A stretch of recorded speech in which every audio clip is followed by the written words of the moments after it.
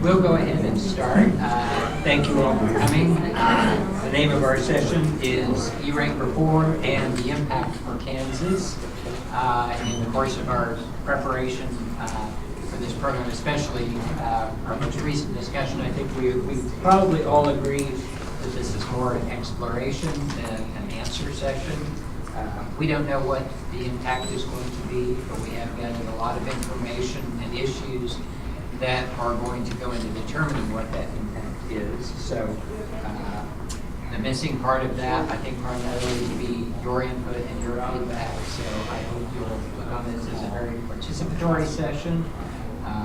We will try to get through all our slides and our content, but feel free to interrupt us if you have questions. We'll try to stop at the end of each section for questions as well, and then if we have time left over at the end, we'll have a free-for-all of some sort of it. My name is Jeff Hickson. I'm the Director of Statewide Services at the State Library of Kansas. One of my responsibilities there is to be the E-rate coordinator for public libraries in the state. I have an assistant in our division who has just started and is going to be helping me with that responsibility, so the timing for that was really great. And I'm primarily going to be the moderator for the panel today, but I also will probably be interrupting at some point or another to plug libraries and to plug the support that we can give to libraries as we move through this process. And I'm going to let the rest of the panel introduce themselves because I'm nice. Hi, I'm John Windhausen, Executive Director of the Shelby Coalition, as you know. And I'm not going to refer to any slides. I'm just going to provide a little bit of a background and overview of the E-rate program, hopefully not duplicative of what folks from Education Superhighway talked about in their session, but some of the politics involved and some things I didn't want to get into in my comments this morning. And then I think we'll turn to really nuts and bolts and really how the E-rate program is going to operate. So anyway, in terms of the background leading up to E-rate, I think we all know that E-rate program was established back in 1997. It was actually incorporated in the 1996 Telecom Act, which footnote I helped to write when I was working on Capitol Hill. But the program was established then, and the FCC put it together based upon a McKinsey study that estimated $2.4 billion was necessary to fund the program to connect all the schools and libraries to basic telephone services and make sure that rural schools and libraries paid equivalent amount to urban. So that $2.4 billion, that was the standard, that was the funding, I'm sorry, $2.25 billion at that time. That was the funding amount for many, many years until 2010, when the FCC made a minor change to allow it to increase slightly based on inflation. So that's how it grew in the last 3 years up to $2.4 billion. But it was very clearly not enough for broadband. And as the program continued to grow and the demand grew up to, I think, over about $5 billion, it was pretty clear that the existing program wasn't really satisfactory to really getting to schools and libraries the kind of technology and bandwidth that they needed for the information age. So there was a lot of momentum and push to try to increase the amount of funding, but at the same time there were some countervailing pressures on the fund. Of course, if you increase the amount of funding, that increases slightly everybody's phone bill a little bit to pay for that. So how much can we justify increasing the E-rate fund versus how much do we want to increase phone bills to pay for that? Then there are also some dynamics about is the E-rate program really structured the right way? And there were some competing philosophies here. There were some participants in the E-rate program that really felt pretty strongly that E-rate program works, we should keep it the way it is and just increase the funding, but don't make any major changes to it because it could become subject to some political forces if we try to tinker with the program. Shelby Coalition philosophy, that was not our approach. Our approach was that no, we absolutely need to make some changes to the E-rate program because it was designed in a telephone world. We need to encourage greater investment in broadband infrastructure, and the studies have shown that investment in infrastructure really does lead to cost savings over time, but you need to come up with the money up front in order to make that investment. And the E-rate program wasn't really well designed to encourage investment. There were some investment programs that had been permitted, but it's on a case-by-case basis. USAC sometimes granted them, sometimes didn't. But the program as a whole didn't really encourage, incentivize investment. What it really was meant to do was to subsidize monthly phone bills.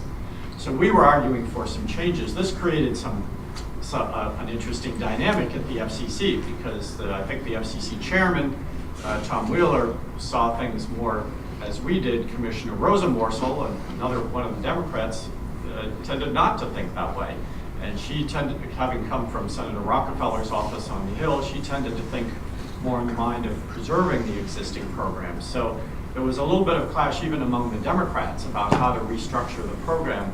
And we saw that, and I think that was one of the reasons why the FCC divided the E-rate decision into two pieces, doing one in July and then the next piece in December, because they needed time to work through these issues about how the program could be restructured.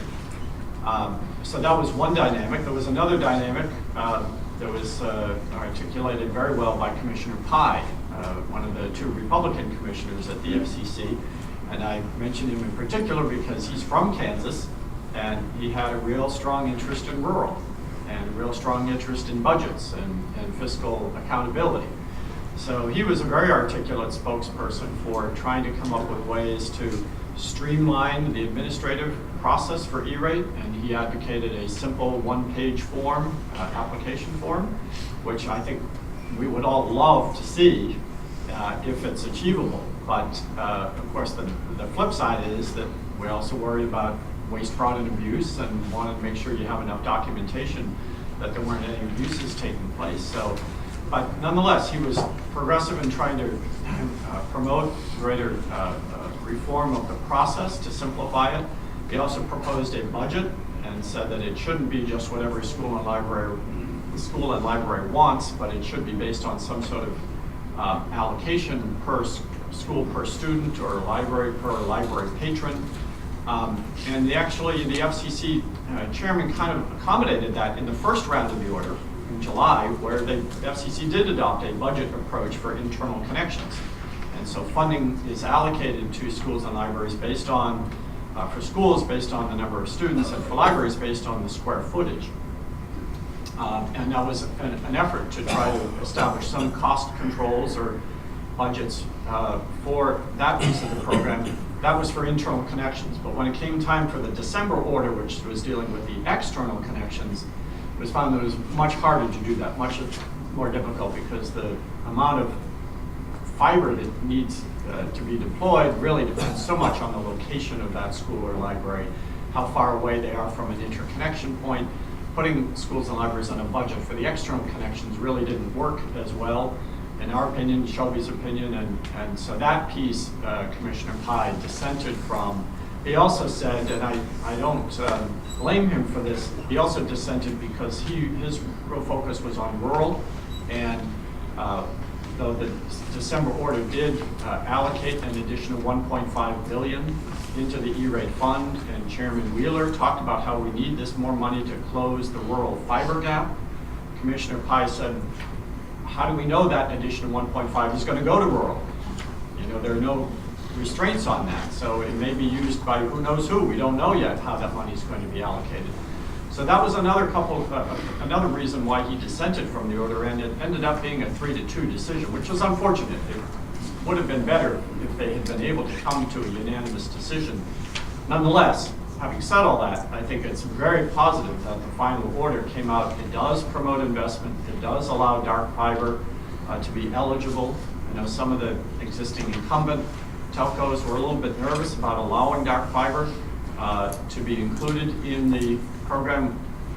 As far as the Shelby Coalition goes, we supported dark fiber as an option. We support library and school ownership of fiber, not because we think that's always going to be the best solution for schools and libraries. We actually think it's probably going to be fairly not used very often, because schools and libraries, it would be better for them to rely on somebody with the expertise, and the commercial providers often have that expertise.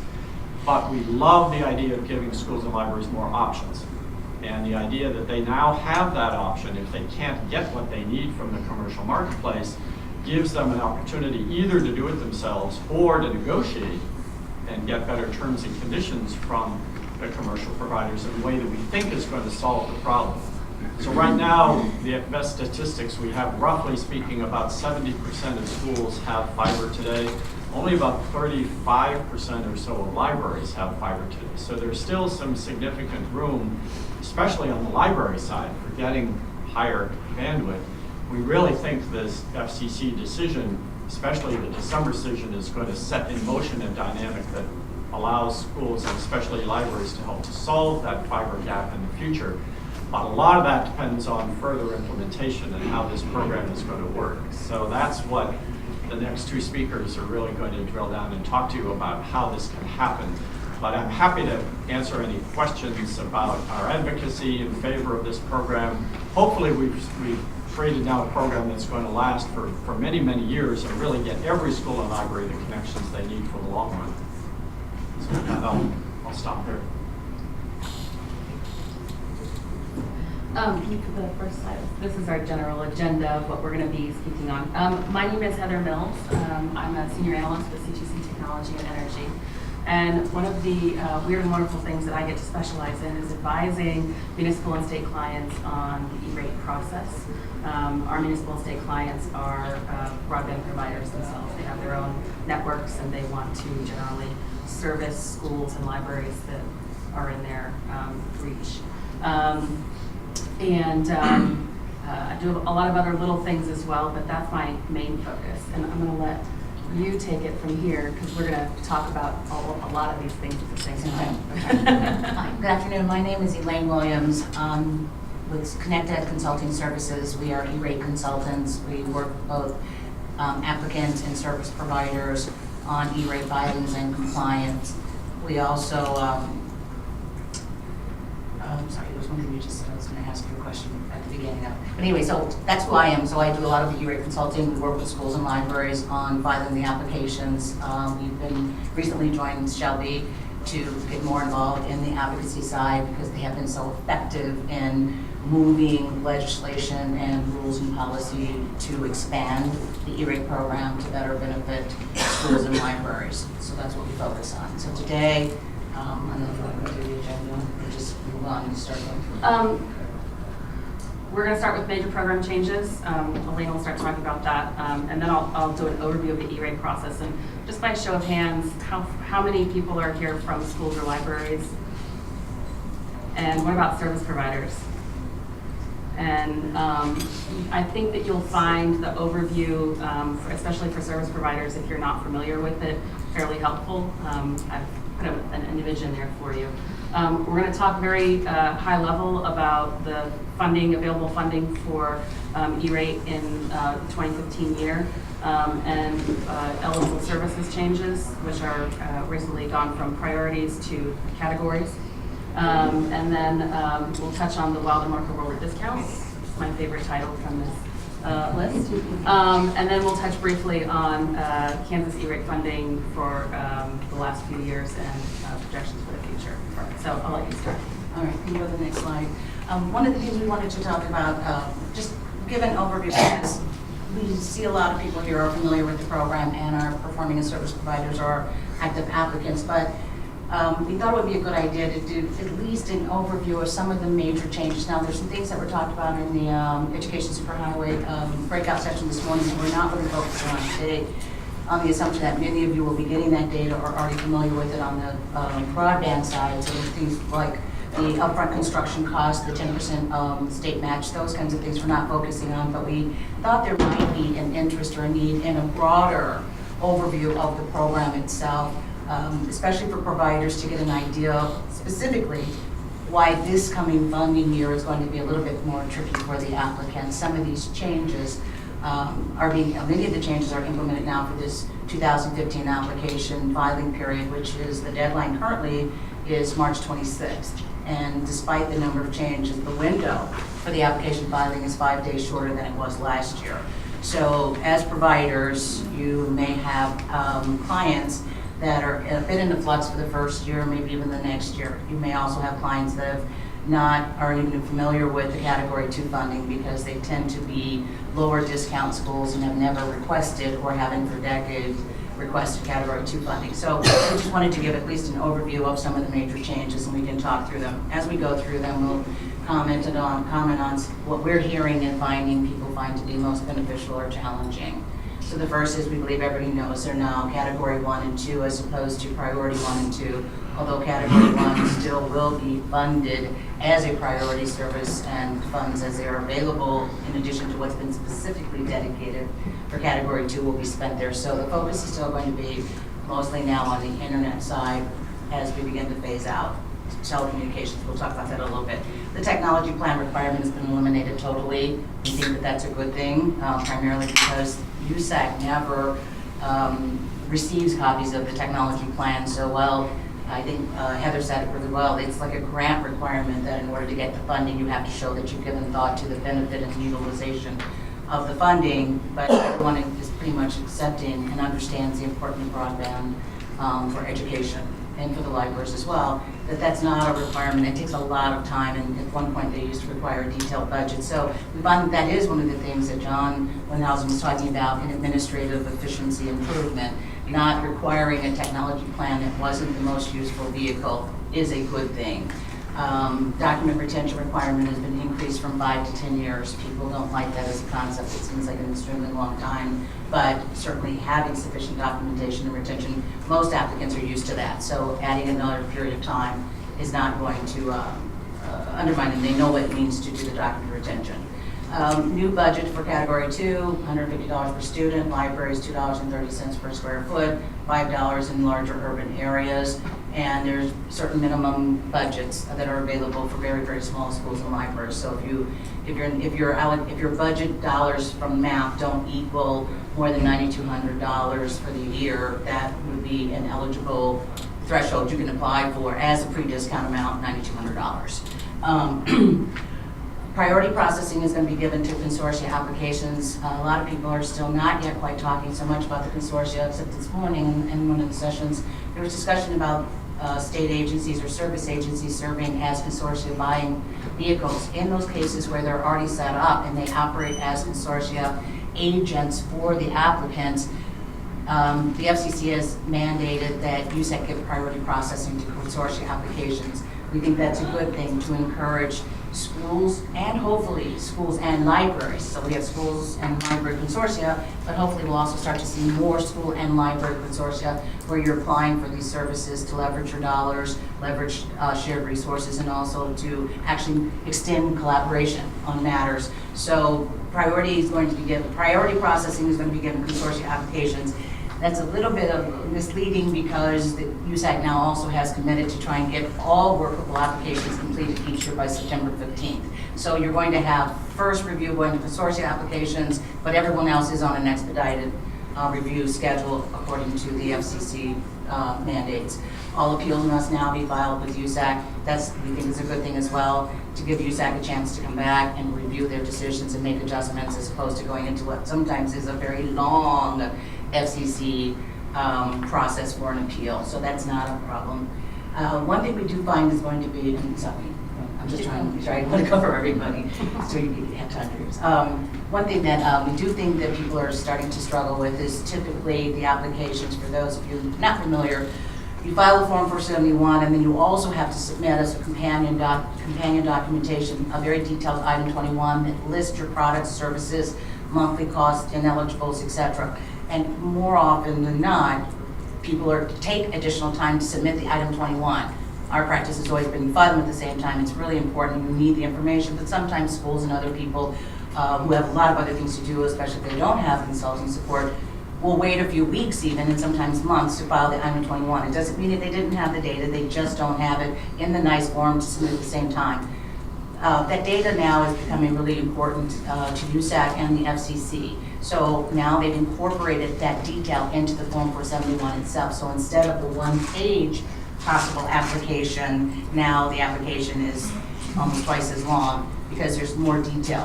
The upside is that detail is going to be disclosed to the public. So one of the things we're telling all of the service providers in particular, pricing information now, permit pricing in areas, et cetera, is now going to be fully disclosed. And we think that is one of the best things that Shelby and others were able to get the FCC to see the importance of. Right now, if you know how to get through the back door and you kind of ferret through things, you can get a lot of data. It's only recently that they've really required disclosure by schools in the applications. I think last year, applications of what the bandwidth by site and numbers of sites basically going to be.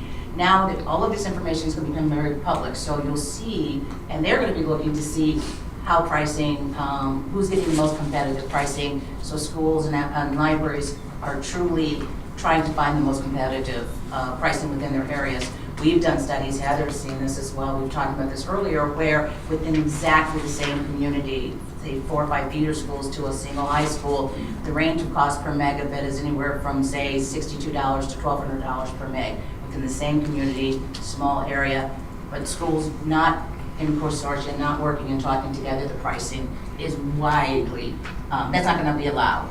At some point they'll start to deny some of those applications. So there's a lot more data that's going to be detailed data that's required, but detail available. These are, yes. I have one question on this slide before. It said 5-year pre-discount budget, 150 per student. Yes. Is that over the 5 years or per year? It's both. It's a 5-year budget. Before the Category 2 or the Priority 2 funding, there was a 2- and 5-year rule that you can only request internal connections 2 out of every 5 years. You could request basic maintenance every year. The program now, say looking at schools, it's $150 per student. That is your 5-year pre-discount budget. So you take $150 on total schools. That's the total amount that can be spent over a 5-year period. The good thing is, though, that USAC and the FCC are not requiring you to spend it over 5 years. You can spend it all year one, over 2 years, 3 years, 4 years, 5 years. But if you spend it all in year 1 or 2, that means you have to wait another 3 years, going into the 4th year to reapply. So it's a 5-year budget. How you want to use it is going to be up to you, and depending on what you have available for your match. Streamlined approach for approval for multi-year contracts. One of the things we want to make sure people are aware of is that the FCC is also encouraging schools to enter into longer-term contracts, especially because they believe that that's going to result in better pricing for longer term. So if you have a contract that goes up to 5 years, one of the great changes that the FCC has approved is that for years 2, 3, 4, and 5 of say a 5-year contract, it's going to be a much more streamlined application process, possibly down to maybe just simply a page, because the formal vetting will take place in year 1. Each of the other years are simply extensions, and unless there are material changes in services or the school system, the process will be expedited and simpler, which we think is great. Signed contracts, we're really a stickler for a number of schools, especially given the administrative approval process going to boards, etc. Libraries, I don't believe, have had as much difficulty with meeting that requirement. It's been relaxed. It used to be that if you didn't have a signed contract, prior to filing your Form 471 application, you were disqualified from funding eligibility. Now, as long as you have what they're calling a legally binding agreement, which I am an attorney and don't find that to be that clarifying, but a legally binding agreement in this particular case means it doesn't have to be a formally negotiated, fully negotiated signed contract that you would expect once you've gone to the board and the budget money numbers are there and you've encumbered those dollars. If you have a signed offer and acceptance, and you can show that there was a meeting of the minds, mutual agreement, something in place, that will now be acceptable. That's a very good change as long as the formal process is still required for your local procurement is followed, even though it may take place later. You know, the actual finishing dotting the I's and crossing the T's. So a lot of schools we hear are relieved about that, especially smaller ones that don't start so far in advance of the application cycle. Direct reimbursement being made to applicants for Form 472, the VAER invoicing process, huge benefit right now. For those of you who don't know, but if the service providers participating, you do know, reimbursements to the schools where they've already paid you 100% of the cost have to come back through you. Now, USAC and the FCC has said that doesn't make sense. Going forward, starting in 2016, they'll have to certify that they've actually paid the service provider, but the actual reimbursements don't have to be filtered through the service providers. They'll go directly back to the applicants. And that's a really good thing. Online filings, this year Form 470, 471 must be filed online going forward in the next 2 years. All forms will be electronic. Applicants are also, another big thing that happens is depending on the cycles, You have a certain period of time when you can submit your invoicing, but you can, under certain conditions, request an extension to the invoicing period. So the FCC said, look, we're going to give everybody a one-time automatic extension. If you ask for it, you've got a 120-day extension, one time, end of story, that's it. Now, we assume if there's another major hurricane or natural or national disaster, there would be some relief from that. But generally, and that's important for service providers to know that there is going to be additional time as long as you can make your applicant makes the request. Internet request, you guys know more about internet and the bandwidth, but one of the things we want to make sure people know is there is now a sort of safe harbor that if a service provider can provide internet services that are at least 100 meg up, 10 meg down, 100 meg down, 10 meg up, at commercially available rates that don't exceed $3,600 for the year. That includes one-time installation costs. That's the total cost.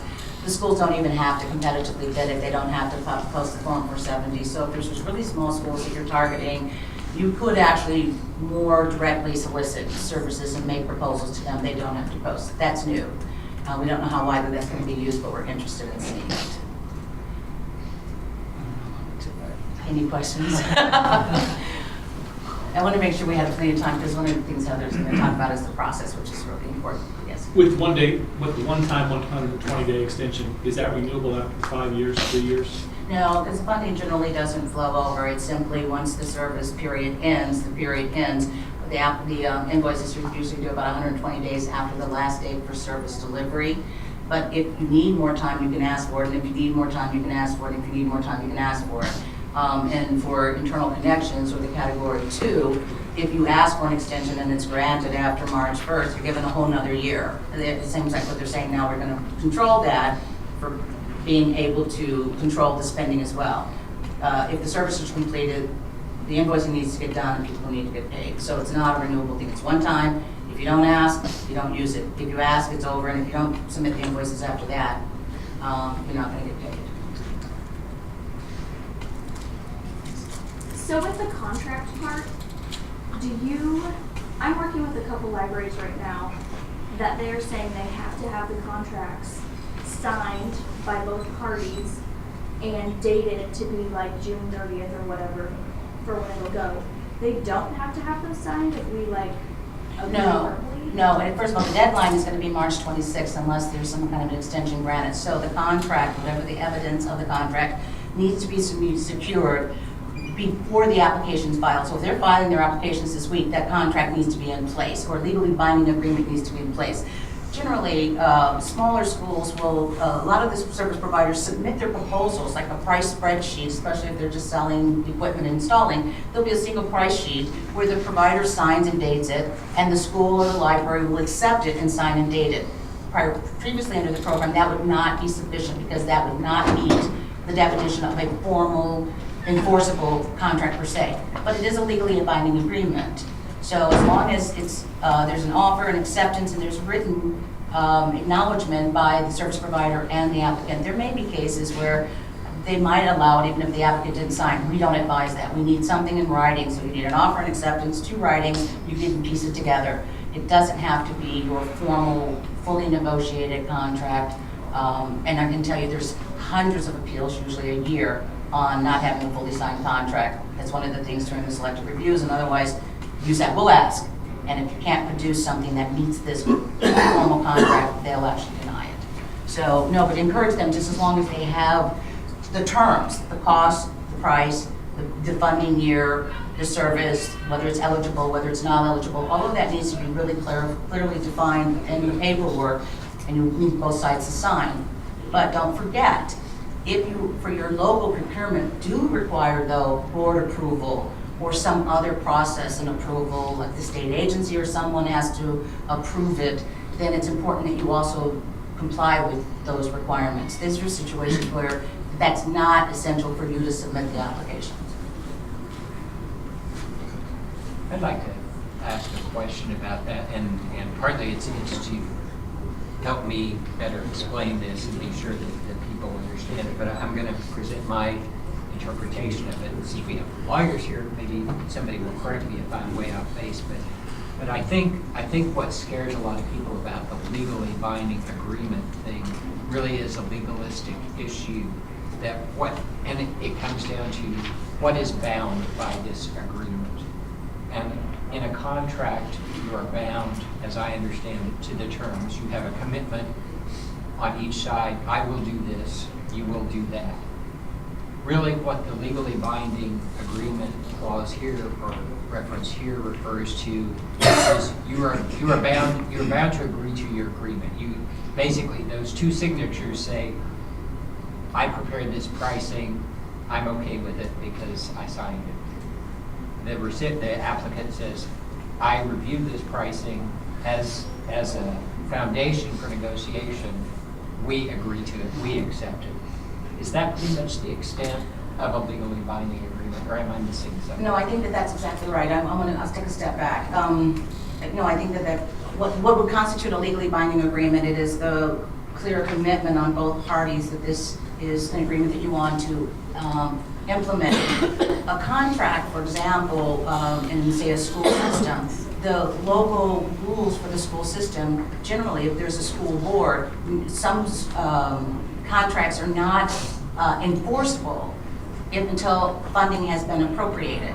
In school systems, the funding may not be appropriated. The funding often the fiscal years are July 1 and forward. So in order to sign a formal contract, they can't sign it outside of the budget process. They can sign a letter, an agreement, and they can award the business to someone, but for the legal purposes of the school system, it would not be a legally enforceable contract until that money has been encumbered. And that's been a stumbling block for the schools. What they're saying now is if you have to have the appropriation and funding approved and board approval, et cetera, you go ahead and do all of that. That may not be done by March 26th this year, but you still have to have it all completed before the July 1 period. But what you do need to do is what you just described, Jeff, is that you have to have evidence that you agree to be bound by the offer and what the terms are that you accepted it on. Does that help at all? So the relaxation is more of, I think, an enforceability issue as opposed to evidence of commitment and an agreement. Okay, now, next slide, thank you. Take you through the rather complicated process. This is the simple version, which I came to several lessons ago. Just generally, the schools and the providers are going to follow a fairly similar path, except at the very beginning and at the very end. Being that the school's going to post their 470 for finding by providers, and I'm sorry if it's small. There's a lot of information to cram onto there. And providers then bid on the RFPs. The schools and libraries choose a bid and then work with the provider to come to an agreement, and at the same time they're filing their request for funding, which is their Form 471. And all of that needs to be done by the time the window closes, which this year I think you mentioned March was March 26th. Then the paperwork flow starts sort of happening at the same time. Once the 471 is filed, the school and the provider should receive a confirmation that they've submitted their filing from USAC. Then USAC will review, and then they will send a funding commitment decision letter to school and library, and the provider is also going to receive a copy notifying them of the commitment as well. Then the service technically can begin as of July 1 or however things flow, but July 1 is usually the date. Things that need to happen immediately, the schools need to file a certification of the start of services. That's the Form 486 with USAC. They will send a confirmation to the provider saying, hey, we received this, now you can actually invoice us. Before they get that form from the schools, the provider is not able to invoice USAC at all.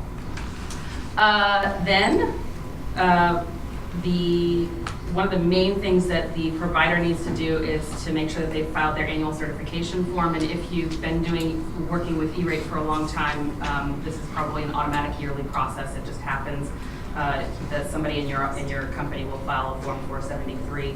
And then the invoicing can happen for the reimbursement of the discounts. And as Ellie mentioned earlier, they've streamlined things for the BEAR form, as I refer to it now. Previously, any funding that would flow back to the schools if the BEAR form was being used would come from the provider. And they've simplified that now, and the schools will be directly reimbursed for bills that have been paid in full after the service provider has confirmed that they've received payment for the services. And otherwise, it's Form 474 for the service providers. This assumes that the service provider has, been paid for the portion that the school is responsible for, and that they've filed the form. I'm sorry, my brain just stopped. I'm processing so much stuff this morning. One, that they've invoiced for just the discounted portion, and two, that they've received payment for the discount from the schools for the portion that the school is responsible for, and then they can get paid for the discounts.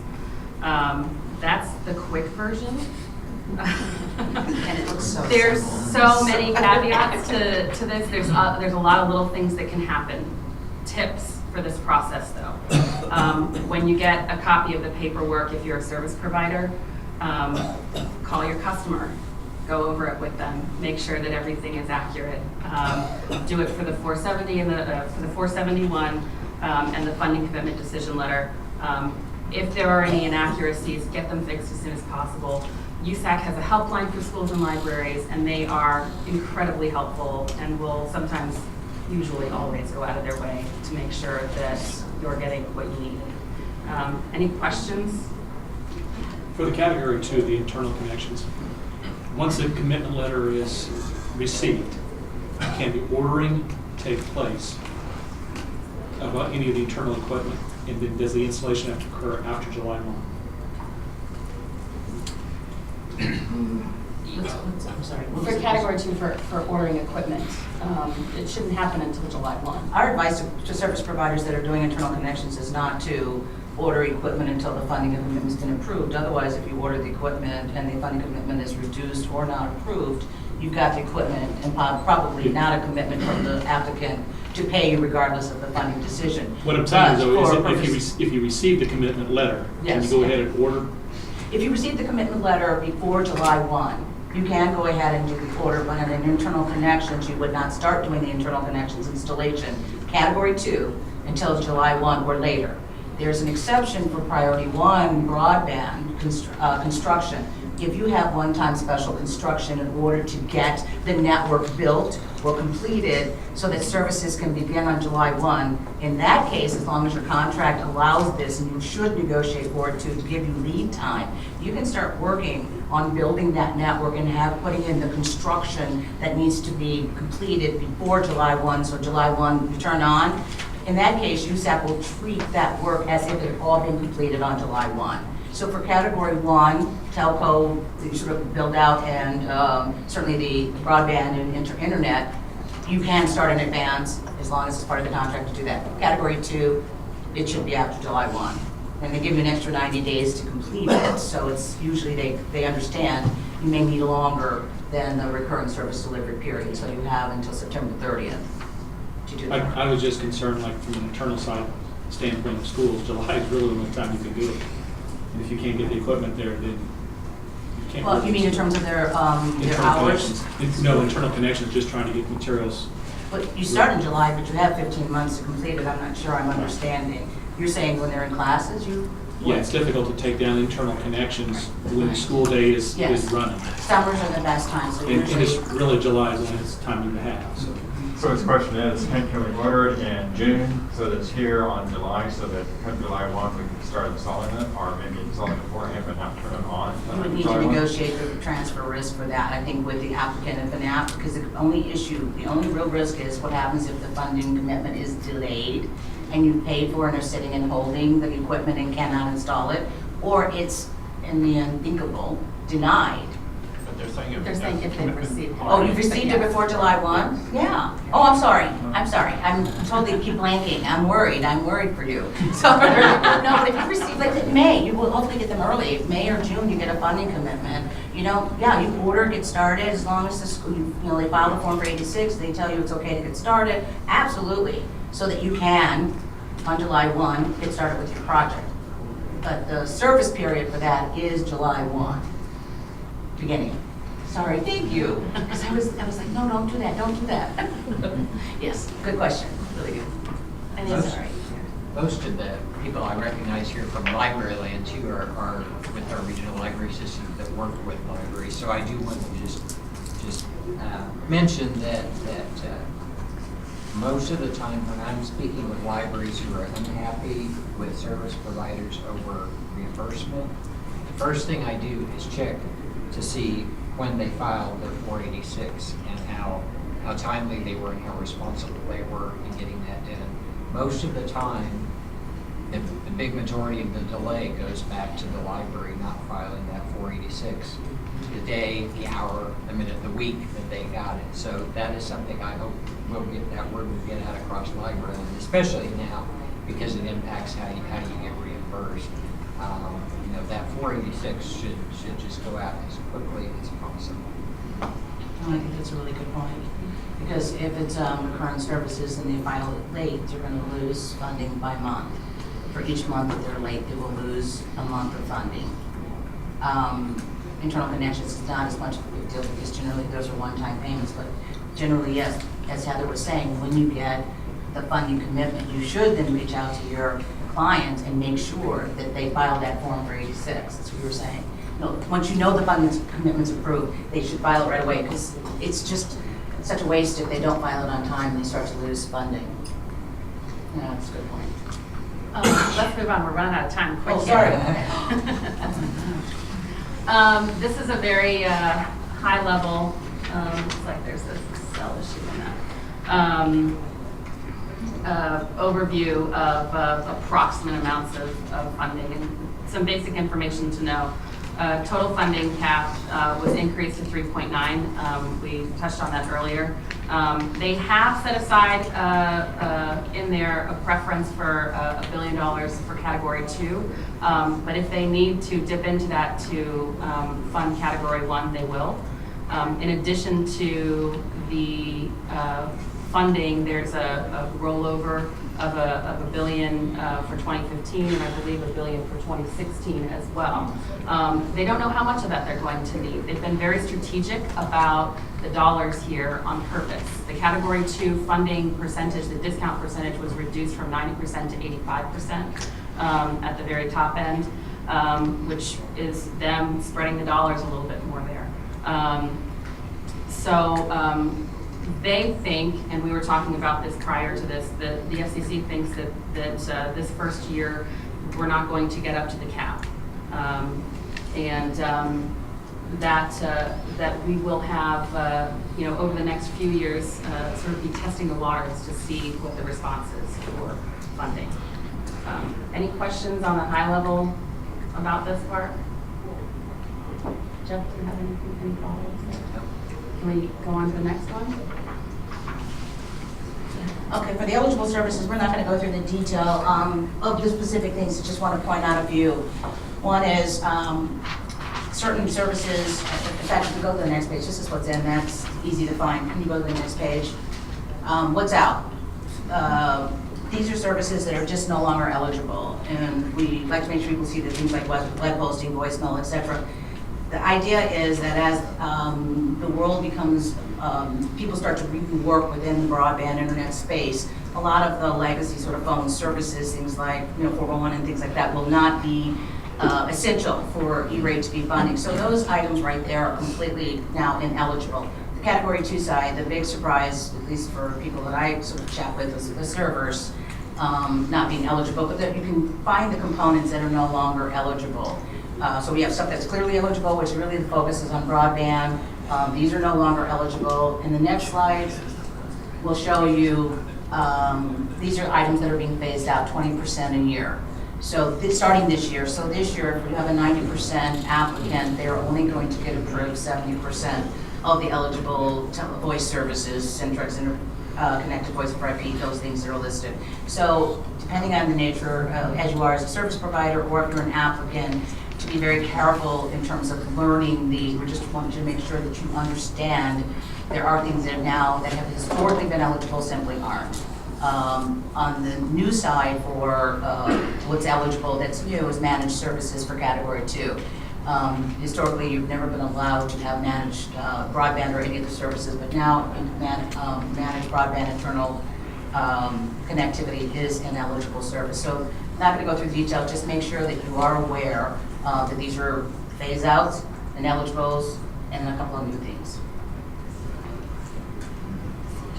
Any questions on that?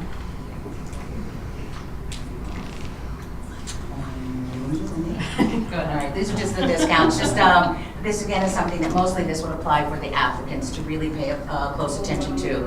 It's a simplification, as John Winhausen mentioned earlier. The first order in July was really trying to relieve sort of the administrative burden on applicants in particular so that more will be encouraged to do the application process. Discounts now calculated for an organization as a whole, regardless of which entities are receiving the services. Before, every entity had a discount amount, and you had to determine where the shared services were, and so that you'd see applications where there'd be like 5 FRNs for shared services among certain levels of discounts. Now you calculate for a library, the discount's going to be based on the discount of the district in which the main outlet of the library is located. For schools, districts, there's going to be one district discount regardless of who's receiving the service. So that's a simpler process. You'll know your district, and you'll know your library discount. Consortia will continue to use simple average of member discounts. Category 2 maximum, as Heather mentioned, has been reduced from 90 to 85%. So even for the 90% applicants now, there's another 5% they have to pay. So it's 15% is the best pricing that will be, the best discount that's going to be available will be 85% for category 2. But for category 1, 90% still is the cap, discount cap. Surveys, not something you probably care that much about, but surveys are the most popular means for establishing the number of students eligible for the free and reduced lunch program. But what they've said now is you can continue to use the surveys, but you can't extrapolate the results. Meaning, before if you got 20 or 30% of the schools, parents to complete the surveys and turn them in, you can extrapolate to determine those numbers across your entire student population. You can't do that anymore. You get to take as eligible those students for whom the surveys have been completed. So no longer extrapolation. That's the next page. I'm not going to spend any time on. We understand in Kansas there are not that many districts that actually have opted into the community eligibility program. That's one where there's a different method for determining participation in the program. All students get to eat free, but under E-rate you still have to determine eligibility. So we're not going to go into detail, but if you have questions, we would be happy to talk about it after we're done. And then this is for the urban and rural classification. So one of the big things that they did was they reclassified what urban is down to 25,000 or more in a populated area.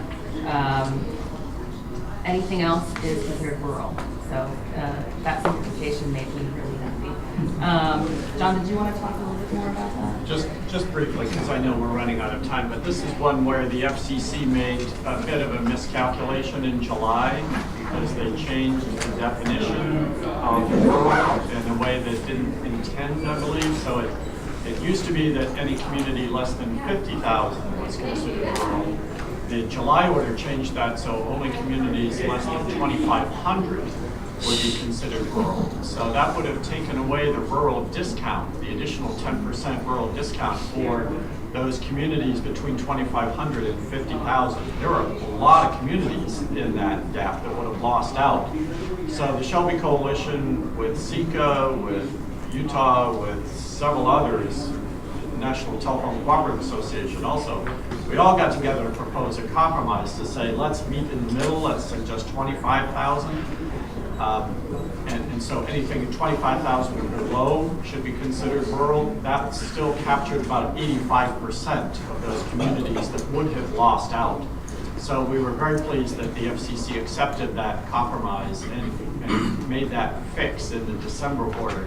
The only little political footnote that's kind of interesting, you know, all 5 of the FCC commissioners supported this change to make sure that these rural communities got their added E-rate discount. The 2 Republican commissioners were ready to vote on that as a standalone matter, just to try to improve that and get that done earlier, but Chairman Wheeler's included it in the December order as a way, as a sweetener, to try to encourage the Republicans to vote for the final order, because it included this rural discount that didn't quite work. But at least it did carry the day, and it has now been changed. So that's a big benefit for a lot of these rural communities that might have been left out by the July order. They're now restored by the December order. And I think in this morning's session, did you guys identify that in Kansas, 75% of the districts are designated as rural? Well, I think it's higher than that. Oh, I thought it was in the presentation this morning. And I will have to double check. It's a high percentage here, so this is It was huge. about 94%. Or maybe that high, I couldn't remember, it was nine. I know it's a high Small number. districts. Yeah, so that's really important here, okay? And then, oh, the first thing we just wanted to show is the last thing. The next one is a little bit more important. This was just to give you an idea of what Kansas participation in the program has looked like for E-rate for the last 5 years. So from 2010 to 14, the libraries received about $4.5 million throughout the state of Kansas, which is less than 1% of the national awarded to libraries. Schools in Kansas in the same 5-year period have received $101 million, which again is still a little bit less than 1% of the national total awarded to schools across the country. So hopefully we're hoping to see those numbers bump above 1 or even higher next year, starting next year. And then the last, this is what we think everybody should keep their mind on for the Category 2 new budgets.